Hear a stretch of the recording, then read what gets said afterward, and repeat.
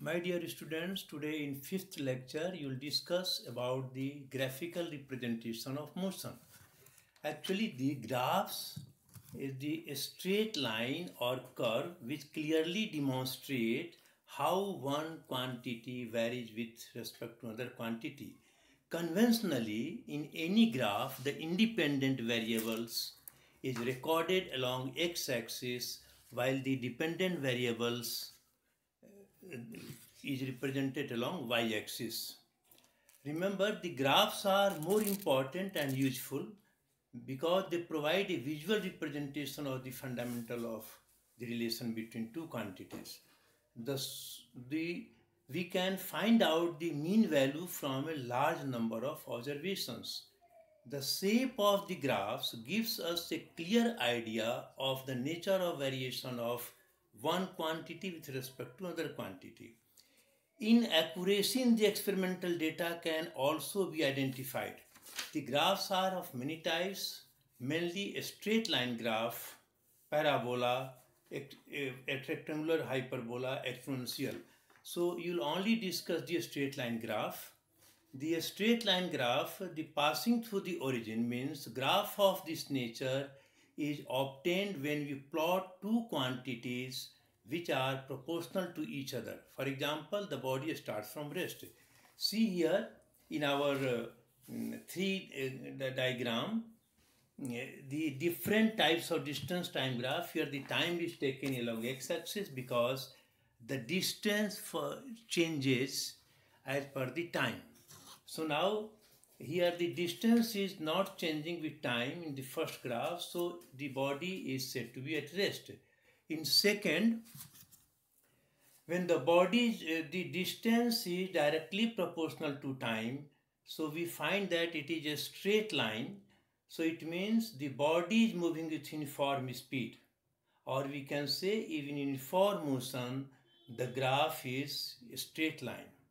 Now when the third graph you have seen, this graph, the slope of this graph is increasing with time. It means the speed is increasing with time. It means the body is accelerated. So now in first three graphs we have seen, with the help of this graph we can calculate, we can know the nature of the graph. Now come to the another usage of the graph. The usage of the graph means with the slope of this distance time graph gives you the velocity. The slope of the distance time graph gives you the velocity, and the area of the distance time graph gives you the distance traveled by the body in a given time interval. So now you just go for another three graphs that is given. In this three graph, in the graph 4, we have seen the this slope of this graph is decreasing with time, means it represents a decelerated motion. Means the velocity is decreasing with time, the distance is decreasing with time. Now in the another graph we have seen that the distance and time, the distance is straight line parallel to time, so this is infinite speed, means which is not possible. In the next graph is also not possible because distance is not decreasing, so it is not possible.